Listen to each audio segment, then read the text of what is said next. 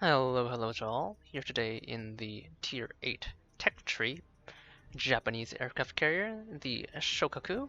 We're against an enemy Implacable on the map Sea of Fortune. The mode is Domination, and we are bottom tier in 8 to 10 matchmaking, so we should be in for a bit of a treat or a challenge, depending on what you want to view it as.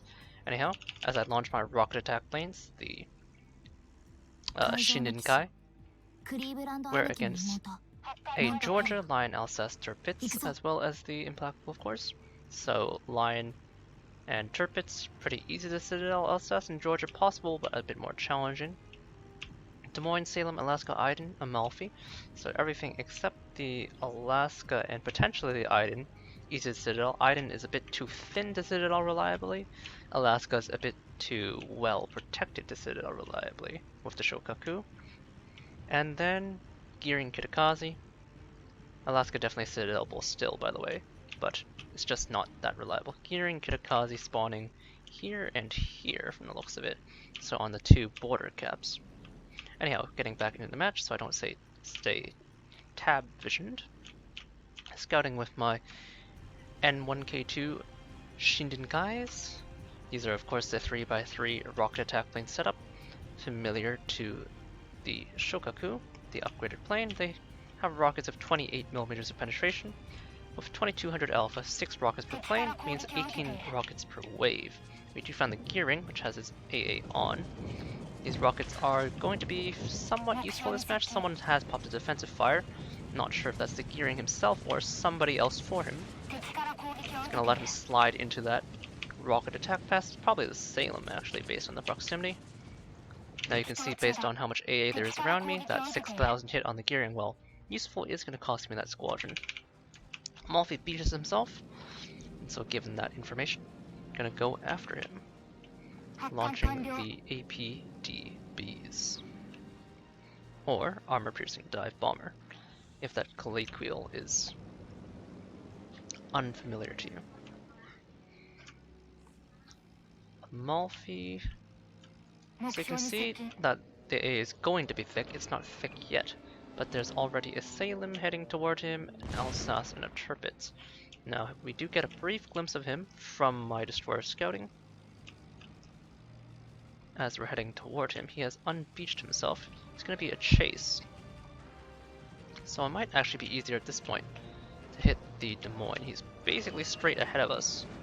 So I'm going to slingshot onto him. You can see he's beside the Salem. But I'm going to punch right through that AA. Ooh, maybe a bit too much punching, in fact. So you're going to see me bungle this drop. That's quite alright. We're only sacrificing 3 aircraft, thanks to the slingshots. We know the gearing is inside of B. Is it worth... Yeah, since I don't have a full squadron here, I'm going to take my time and recall that. So that's going to cost me a couple precious seconds, which might mean I won't be able to interrupt the gearing. However, on the other side, my gearing thankfully does dispatch the enemy Kitakazi with a timely torpedo strike into the smoke screen. Based on the gearing's previous location, I'll know roughly where he is. Still spotted, still hard spotted, so he's like right here. He's moved into the cap, more than likely. Arming early, we'll see if I'm right shortly. Oh, okay, it was close. It's actually more towards the center of the cap than I anticipated. I'm gonna fly out. You can see that Salem defending him with that aura. Since he expended the smoke screen, I've already gotten something from him. Going to harass that Edinburgh, which is thinly armored, of course, 16mm armor.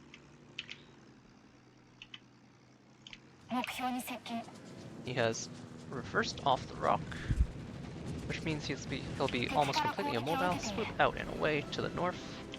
Let's see if I can get some additional information. Amalfi is my target of opportunity here. Last gasp for filling my bars, I lose another aircraft. Enter into the attack run.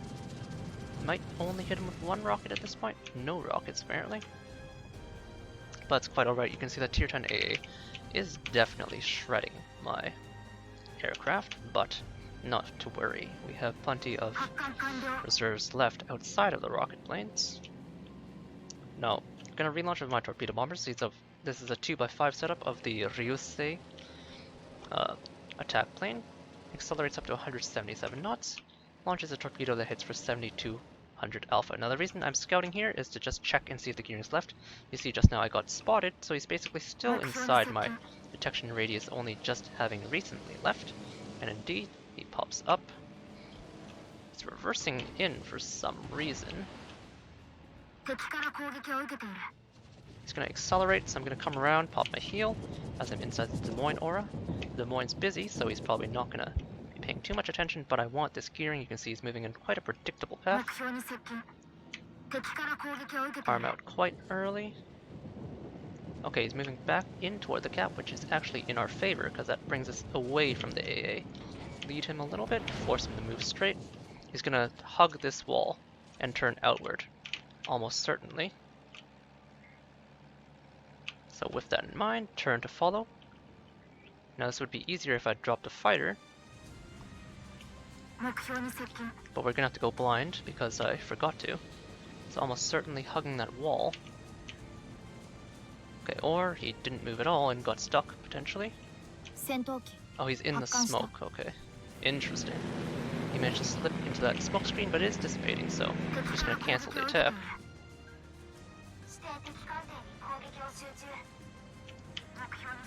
And he's almost still now. As you can see him reversing. He can't go forward unless he wants to clip my torpedo. And he does indeed, so I got a flood. A pretty decent chunk out of him. You can see torpedoes don't deal that much damage to destroyers because of, well, the way torpedo damage is coded. This time I get a great lead up. Now normally I wouldn't watch this, but because I have a nice angle with an easy lead, I'm just going to watch it just to show you how to lead that hit on a slow moving target. Not the most impressive torpedo strike against a destroyer, but still definitely not something everyone knows how to do, so worth taking a look at. He's going to be flooding. Now I don't have that many rocket planes, but I am going to pop my boost, because it is worth trying to set a follow-up fire in this scenario. He's still moving forward. Should see him soon. Okay, he smokes. You can see the lock-in of the Japanese attack aircraft, forcing me to stay relatively rigid, not able to jerk to the side and correct my approach once I'm committed.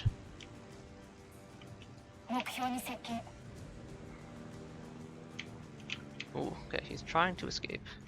But again, I armed early, so I cannot pursue him in this case, so he will limp away. In the meantime, however, this Georgia obviously pushing quite deep. Use my 17 deep reserve of torpedo attack aircraft on the Ryujo to quickly attack him. Now I am pretty committed, so I do need to deal with him. Pop my heel as the plane ticks into red. Now a lone Georgia is not too impressive in terms of AA. He does dodge out. He's going to turn back in towards the Soyuz though to avoid giving broadside, almost certainly, so he's going to nose in. It's my anticipation, so I'm just going to catch him on the intercept. In case my allies don't kill him, they do in fact intercept him. And now there's a smoked Iden. The gearing's probably in the smoke. Actually no, I know the gearing's out of the smoke because I'm still detected. Note my low 6.75 detection radius means the gearing's out here. Yep, there he is. F3ing that guy. I'm gonna bring my turn around. You can see I have lots of attack time thanks to Torpedo Bomber's modification 2. This time I'm gonna remember to pop a fighter. Now you can see if there wasn't an island in the way, that wide spread had the potential to hit him. Continue to hound the gearing.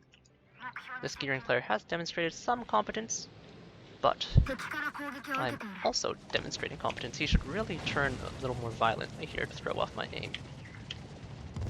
Good attempt, but not quite. Gonna catch him with both, which is quite clearly going to dispatch him thanks to the heavy damage of the Japanese torpedo. This game is quite the stomp. Did not get the opportunity to do anything, simply because the enemy has thrown themselves into the meat grinder far too quickly. That fighter that I dropped to spot, going to double potentially as an interceptor, since the Implacable on the opposing side has decided to wander into my AA bubble. Trims 2 fighters, or 2 torpedo bombers. Edinburgh, oh, this is too far out, can tell already. But rather than drop the bombs and abort, I'm gonna hold on to them actually. The Edinburgh has pretty bad AA. You can see him reversing as well. Circle away from the line, let him trim what planes he will. Now a thinly armored cruiser like the Iden is going to require some finessing on the bombers. So let the reticle touch him, and then slowly move it onto him and drop at the last second is what I was going to say, but quite clearly the match is over before that point. Which means we're gonna have to go again. So 25,000 damage. Not gonna say it's the most impressive thing in the world, but the game was short. 4 torpedo strikes, 1 in-cap, 1 ship destroyed, 2 floods, 14 rocket hits, and 2 planes shot down by fighter, and 12 spotting ribbons. Team score-wise, however, you can see in spite of my tiny damage, I am top of the scoreboard since most of this damage is gearing damage. If we go here, you'll see I did 2,000 damage to the Edinburgh and 22,000 damage to the gearing. So pretty much all of the gearing health was mine. All 4 of my torpedo hits were on the gearing, amazingly enough, so it's definitely not nothing. Anyhow, that game was fairly short, but it did demonstrate some key principles, so we're just going to keep forging onward and try and get a better match to revisit our Shoukaku experience. Top tier match, spent that pursuing a destroyer with some questionable anti-destroyer munitions. This time we were bottom tier, sorry. This time, however, we're top tier against a CVR Shoukaku, so this guy may be someone of some skill. As I mentioned, we are top tier this time, so 8-6 matchmaking. Against a Bismarck Lenin Warspite, we can Citadel all 3, Amalfi Shores, Leander Huanghe. These 2 might again be too thinly armored to Citadel, but the Amalfi and Shores should be quite possible, and 4 destroyers in the form of the Kagero, Sims, Jervis, and Hatsuharu. Of those, only the Sims might pose a threat if he's running defensive fire. Considering we are top tier, can play fairly aggressively in this match. So look to try and have as much of an impact as possible for destroyers. Looks like 1 here, 1 here, and 2 here, so I'm going to look at the twin destroyer cap first, since it has twice the chance of me bumping into an enemy opponent.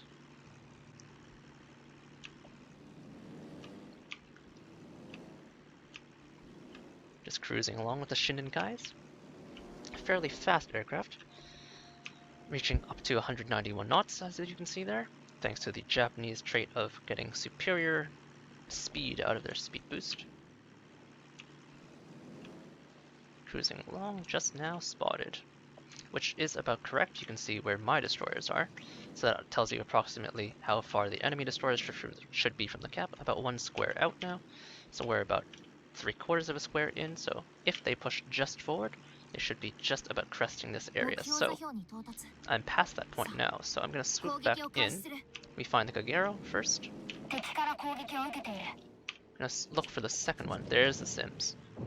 Now, given our trajectory and the fact that the Kagero is running from the cap, I'm going to push the Sims, which is pushing toward the cap, slow down in the air brake at the last second, just to make sure I get a nice clip. A nice fat 9 rocket strike. The Sims is not exactly the most durable of destroyers in terms of raw HP pool. Holding down in the air brake, you can see that combined AA as I touch that middle section of whatever's there. I haven't actually looked. Kind of punching through, but I do put a big chunk into him. He looks like he's going to be going for B at this point. Relaunch. I can afford to take some pretty hefty losses, so that was a Bismarck and something. Cruiser of some sort. Maybe the Huanghe? The Huanghe actually has a very impressive tier 6 AA suite.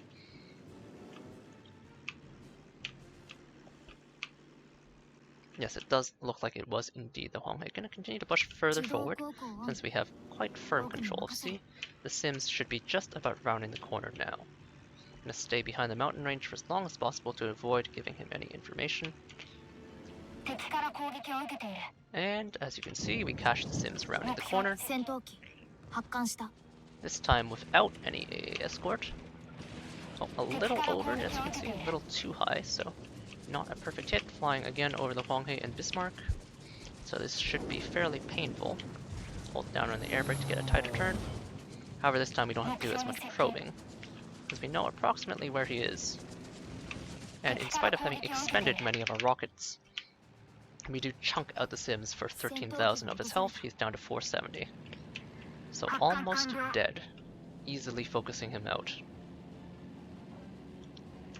Kagero reapproached the cap, but seems to have been driven off, or at least forced to disengage, by my destroyers.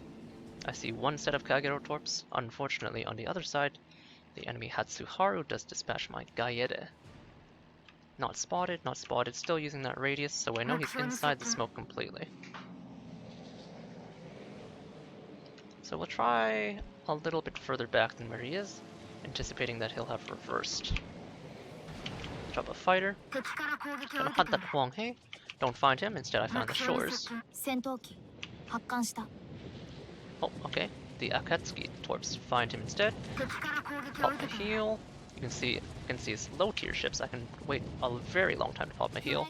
Shores is a fairly sluggish cruiser, especially when it comes to turning. Hit him twice, score some double flood, see damage control, so you can see the smoke plumes disappear. 1, 2, 3, 4, 5. Just holding on to this to make sure I score a flood follow-up. Japanese torpedoes very potent, especially against cruisers. Unfortunately, no follow-up flood for me. However, I still have 8 rocket attack planes left, so that's where I'm going. We are tracking to Kagero thanks to my allied destroyers. Let me revector. Gonna bring my carrier hull as close to the combat as possible. Now I could hound this Hatsuharu out in the open. Or this Kagero. I'm not spotted still, which suggests that the Kagero either went all the way north or more likely is right behind here. Spotted now. Drop a fighter. For my Akatsuki. These shores will have his damage control back up by now, so it's really not worth my time chasing him. Instead, it's better to hound a destroyer like this. Kagero opens up. You can see him rocking that Christmas camo. Gonna let this attack time out. Kagero has next to no AA. He's gonna be on his own.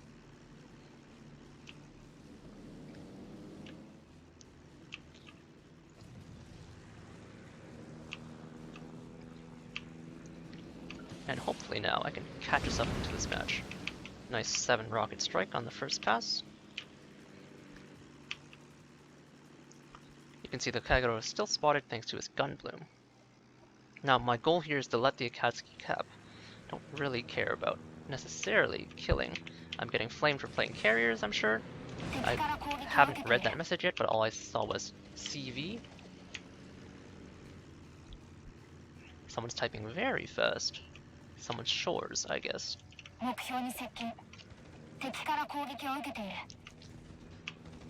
Someone complaining about getting sky cancered, as they like to say.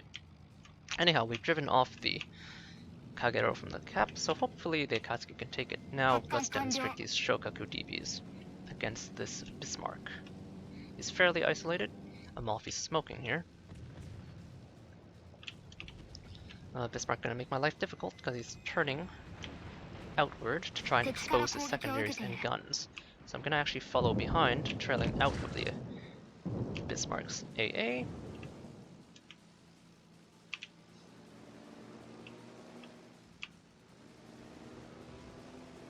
You want to approach from behind or directly in front where possible.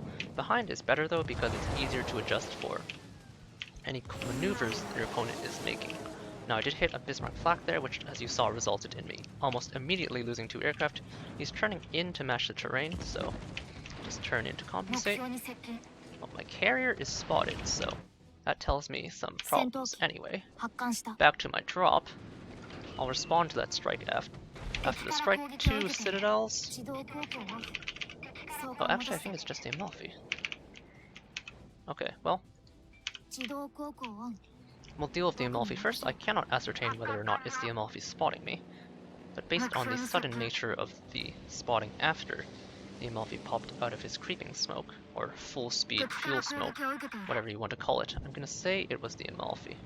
Anyway, he's hugging this chain, so it should be fairly easy to chunk him out. Amalfi AA is pretty bad. 10,000. And this strike follow-up should be more than sufficient. Don't need to pop the heal because I don't need to make another strike. So I'll just save the heal for a thornier target. You can see on the other side, the Bismarck has popped a fighter. Should be a dead hit there. Watch the Bismarck's angle. Dies to someone else. Bismarck has popped a fighter. I don't think he's going to make the channel based on his position. He should beach. So he should be a fairly easy hit. 3 planes is good enough to expend.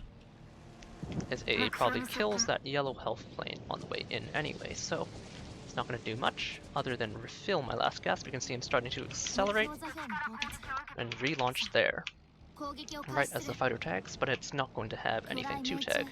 And we get 2 hits, break his engine, and score a flood, and that engine breaking should be enough to slow him down to eat these torpedoes from my Akatsuki, which should in turn be lethal. Oh, not quite enough. But I've come back for him with my APDBs. You can see him moving very slowly and approaching from behind. Very, very easy to make this hit.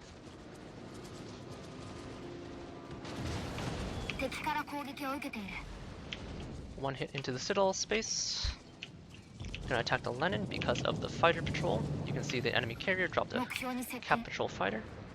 Lenin also fairly easy to citadel. Although this might be a bit too long. Let him glide in. Double citadel. So never mind what I said about that being too long. The Bismarck we slowed down has been easily dispatched. And the Lenin, as you can see, is kind of broadside to where we're flinging our torpedo bombers from, so we should get some good hits in. Con fed with that hit. Enemy destroyers doing some crazy shenanigans down there. Really don't know what's going on there, but I don't care. To be quite frank, Lenin should turn toward me to go bow in, but that will put him into the Akatsuki torps, more than likely. So if he turns all the way to try and dodge Akatsuki torps, he should turn all the way in, so... yeah, but... ooh, just short. Unlucky.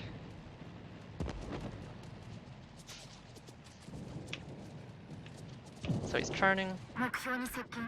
Maybe he'll try and make the gap, maybe he'll try and slide down past this way straight. Either way. Okay, so he's going for the channel. I think I'll have time for one more hit. Defended ribbon. I am actually going to trim these squadrons and send these in because there's a Kagero here.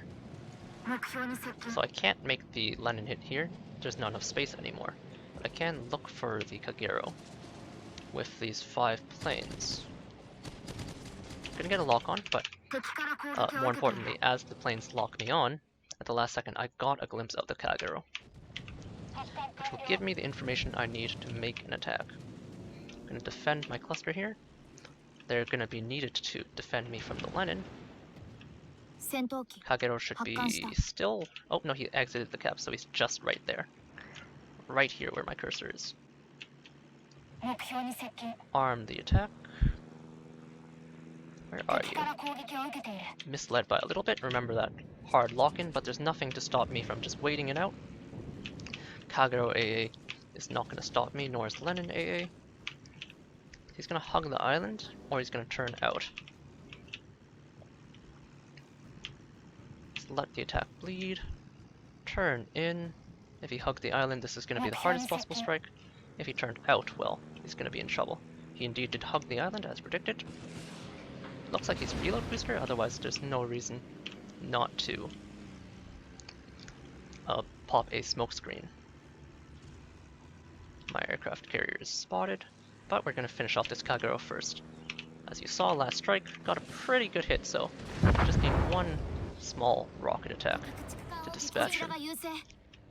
And now do note, I'm kind of close to this Lenin, so I do have to pay attention to that. But I am going to try and push for this shores first, just to extract a little vengeance for being a dick in chat.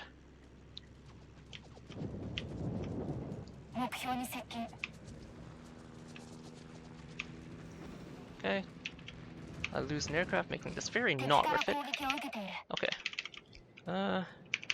Okay, so note how he's 4.4 kilometers from me, so I cannot directly attack him.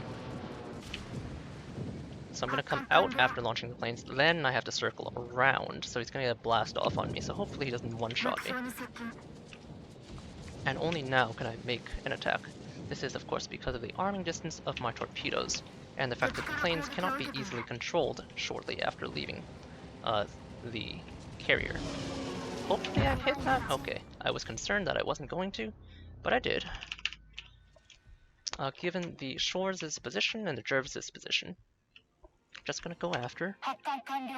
Move toward my Ismail, act as a mobile AA platform for him.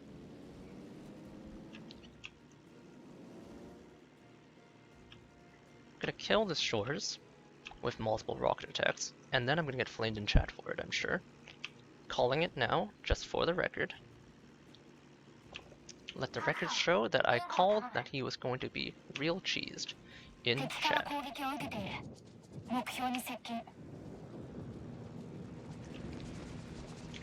told you he was gonna flame and be cheesed instead. Gonna relaunch just because proximity. Jervis has showed himself.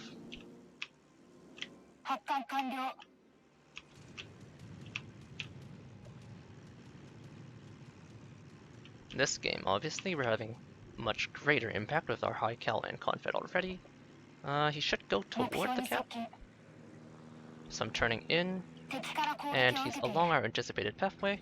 A bit short in terms of the blind lead, but we still do find him with 6 rockets. Using the rockets a lot in this case, 1 because I'm top tier, so they tend to penetrate a lot of munitions, and 2 just because they're fast. The B-7A Ryujo is a fairly fast torpedo plane, but it's not necessary to finish off targets like 4K HP Shores. Obviously I could have killed him there myself, but you can't always get what you want. Implacable, based on the position of his planes, should be hovering right about here. Gonna launch my torpedo bombers, but don't anticipate reaching him.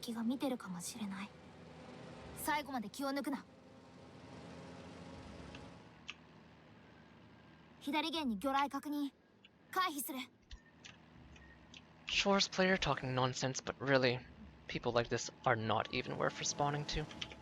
Having an argument with them would simply serve to indulge their fantasies that they know what they're talking about, when clearly they don't. So, just ignore them, play your game, clap fools, and climb damage charts. I'm pre-dropping, of course, because I'm looking to hit CV. Looks like he's not where I thought he was, he's even further, so if I were him then, I'd probably be about here. If he's in the corner, well, he's in the corner. I'm not checking that corner, because it's going to put me out of the fight. A smart carrier would be close to the fight. Okay, you can see him launching fighters. So he should be in this vicinity, but we're not going to find out exactly where, thanks to the match coming to an end.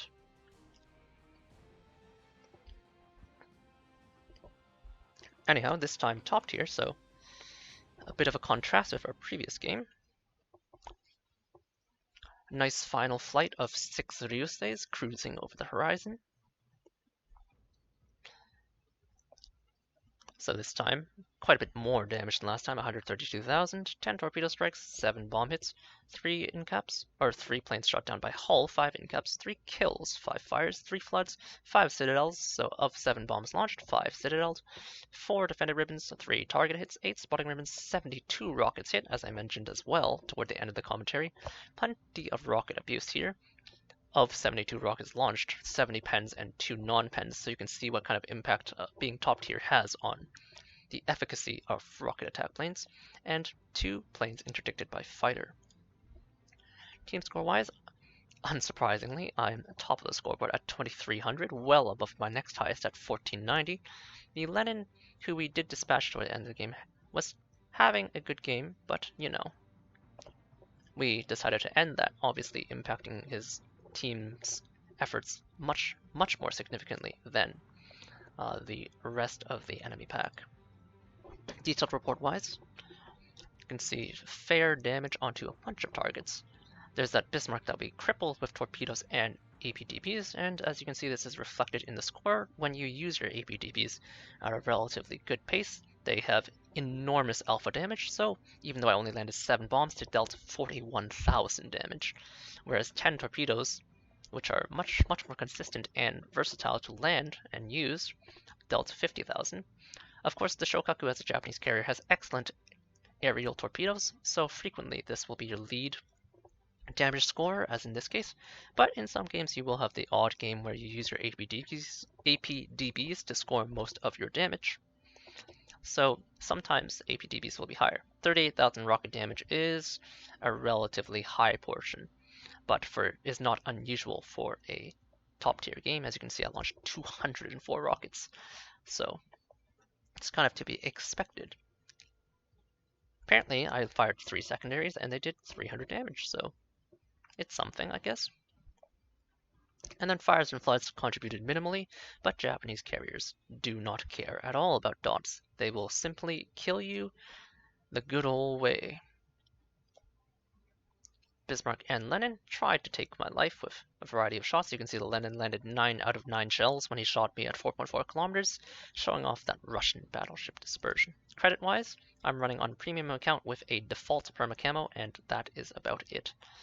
But the earnings are decent, as you can see, with or without premium, if you can get yourself to carry. Anyhow, that'll wrap up the gameplay for this reiteration. Got a nice high cal and confed, showing off the Shoukaku's permanent camouflage in the London port. We are on patch 0.9.0, of course. If you're familiar with history, this is, in fact, Zuikaku, Shoukaku's sister's historical camouflage she sported for part of 1944 in real life. Of course, the Shoukaku and Zuikaku never fielded the B-7A as a carrier-launched aircraft. Those arrived a bit too late, so they spent most of the war carrying the B-5N that you find on the Ryujo, as well as the D-4Ys and D-3As, the Aichi D-3As,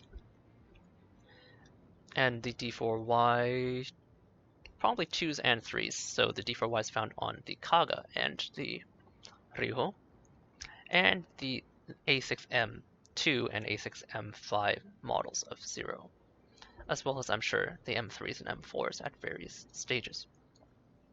Anyhow, small history filler aside, we'll go over the quick modules and captain build before I leave you. Slot 1, Air Groups Modification 1, Slot 2, Aircraft Engines Modification 1. Of course, you'd never take anything else. These are the only 2 plane upgrades in those slots, so quite obviously you want to take those. In Slot 3, you almost certainly want to take Torpedo Bombers Modification 1, as you saw over the course of the 2 games. Having the full 15 seconds of torpedo attack time allows you to do some fairly creative things once you're comfortable with what you're doing. In Slot 4, I opt for Torpedo Bombers Modification 2. If you take Bombers Modification 2, that's a fairly valid choice as well. You do tend to lean on the Torpedo Bombers more, which is why I choose to take Torpedo Bombers Health. The B-7A Ryusei is a fast but fragile aircraft. As you can see with the buffs, the Torpedo Bombers reach 2k HP each, and the Dive Bombers reach 1850 each. So this is a relatively fragile aircraft, even though it reaches high cruise speeds. So any health you can put onto it is quite helpful. Now you can argue that the Torpedo Bombers have a heal, which mitigates the need to improve their health, so if you choose to move this onto Bombers Modification 2, I think that's a perfectly valid choice, but this is the setup I've been using for a long time, and I've never had too much trouble getting my Dive Bombers to land, although if you recall the first game when I tried to make that slingshot attack onto the Des Moines, a little bit more health obviously would have helped potentially actually land at least 1 or 2 bombs, or at least get them off the airplanes rather than having my airplanes get shredded out of the sky. And last but not least, in the last slot, you take Flight Control Modification 1. The Shoukaku does not have the worst reserves. As you can see here, she has 16 rocket planes, 17 torpedo bombers, and 16 bombers. So without the module, she would have 14, 15, 14, so not the worst in the world, especially given her region times are short at 60 seconds, 65 seconds, and 69 seconds.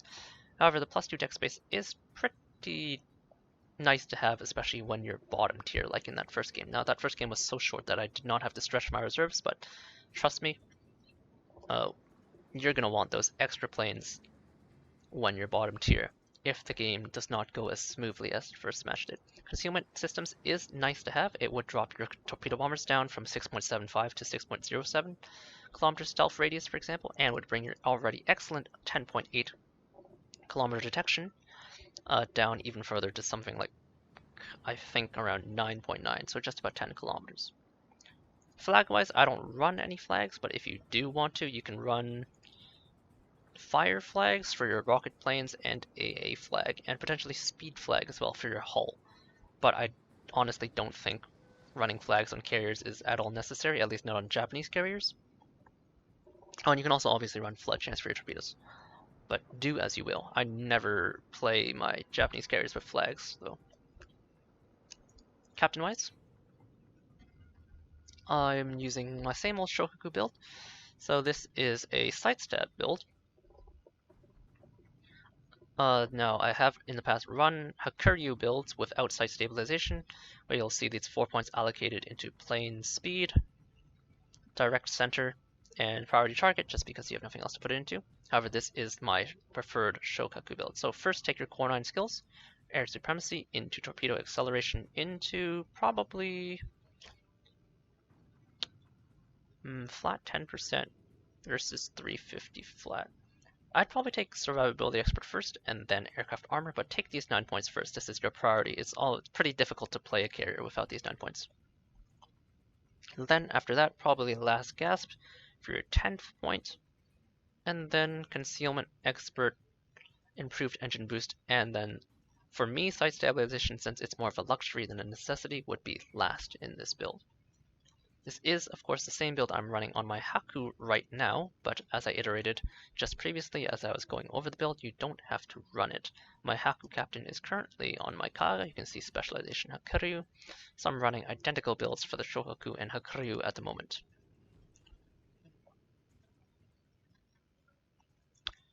Anyhow, it's been a while since we visited the Shoukaku, so we had 2 games just now, one bottom tier, one top tier, 2 very different results, although both games were victories, where we had very different contributions towards the result of the game. Anyhow, I hope that gameplay was helpful and offered some insight for which you can use to improve your own gameplay, and that this Shoukaku revisit will help you move towards the Hakuryu, the ultimate prize, and honestly one of the most powerful tier 10s in the game. That Shoukaku herself, of course, is no slouch, as you can see by the fact that I have her perma-camoed, and I enjoy featuring her quite a bit.